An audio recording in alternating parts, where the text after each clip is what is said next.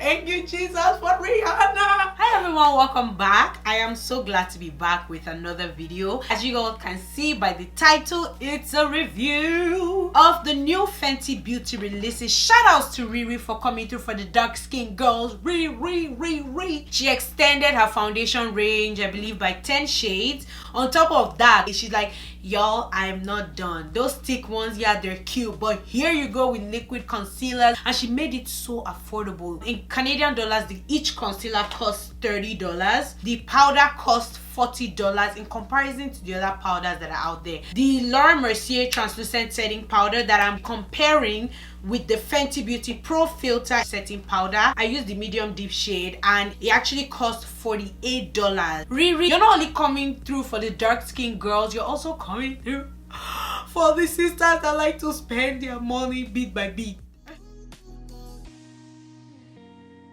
With this, I actually got the Fenty Beauty Pro Filter Soft Matte Longwear Foundation. I've never really been a big fan of the foundation, not because it's not nice, it's just I'm more of a full coverage kind of gal, and I was getting a vibe of like medium coverage, and I'm just like, no. The shade 470. I'm not sure if this is one of their newest releases. That's Sephora. I was trying to ask the guy like, hey, is this one of the new? Wasn't one answering me.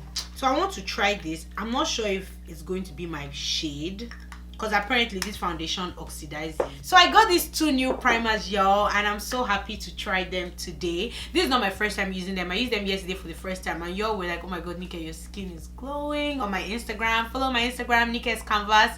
Y'all were like, your skin is glowing, your makeup looks flawless, what do you use? I'm just like, wow, just one day that I use this and you guys are already like making me feel like Beyonce. Okay, I like it. NYX Hydra Touch Oil Primer, and I went back to a very love of my life primer, which is the NYX Honey Do Me Up. These two, oh my gosh, holy grillation. Ooh,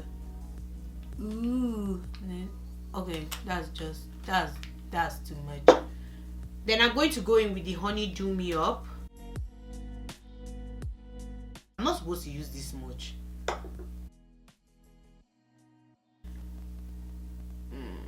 I swatched two foundations, but this was the one that we felt was closer to my skin tone. It doesn't give me the coverage that I want. Like, look now, all my mustache is still here. Okay, so this is a very good match, like on my face, I won't lie. But the fact that I had to go over it like 100 times, I'm not feeling that. It's time for the concealer. My foundation shade is 470. It does come with its own concealer shade. But the thing about me is that I like to go 2 to 3 shades lighter in my highlight because of how my skin is. As you can see, my skin is really yellow, whereas my neck is red undertone.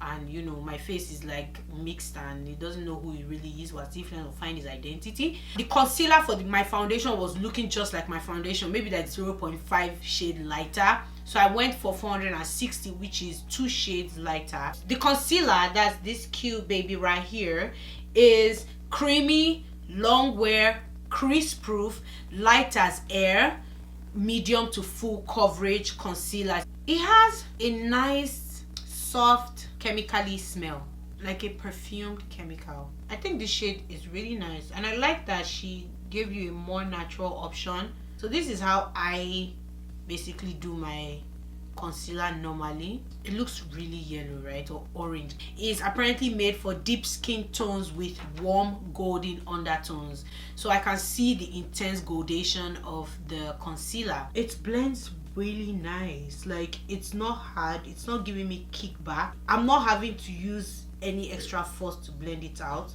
which is amazeballs. So I'm literally trying to push it into my creases because that's how I work with my other concealers. I look up and then I push it into my creases. It does kind of blur my crease to an extent, but I see a bit of separation. Can you see right here? Like, can you see that separation?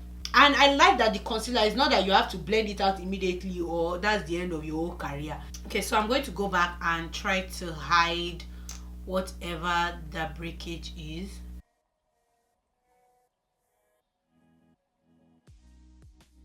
Okay, so I'm going in with the 495, which is for very rich deep skin with neutral undertones. Is it really dark? I don't know, it's kind of looking light. Oh, I really wanted like contour. Oh, but I like how it's like how my face is coming together. I like that a lot. I like that a whole lot. Okay, let's do the baby, the nutmeg setting powder. The packaging is just phenomenal. OMG. Compare her to the Mercier translucent setting powder.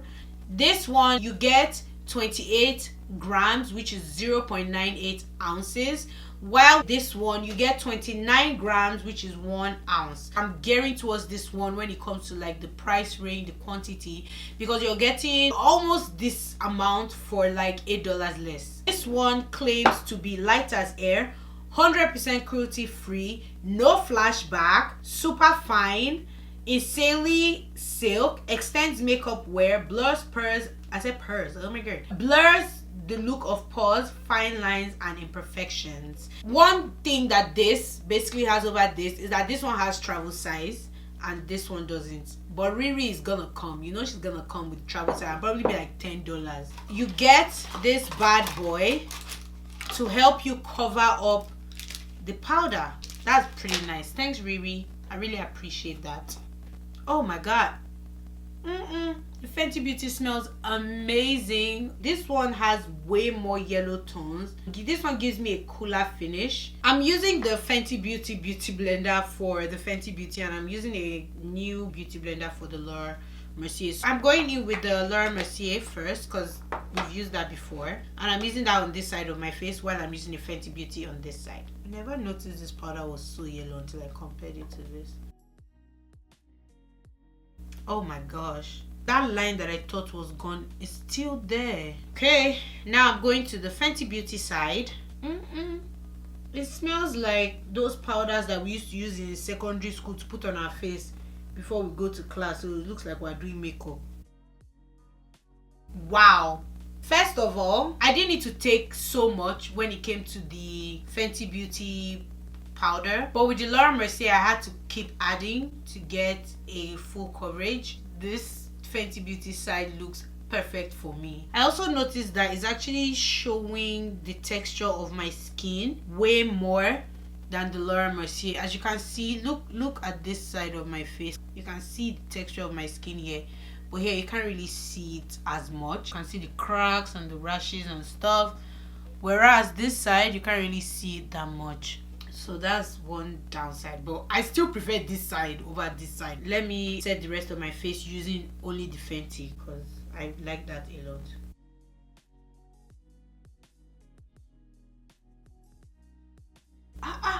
Fenty Beauty, you have really done it again. Wow, powder to leko. This powder is everything. Oh my days, this is perfect for me, my new baby. Sorry Laura, it's a yes from me. Okay, so let me draw my eyebrows and, you know, come back with the full face and just give you my final review.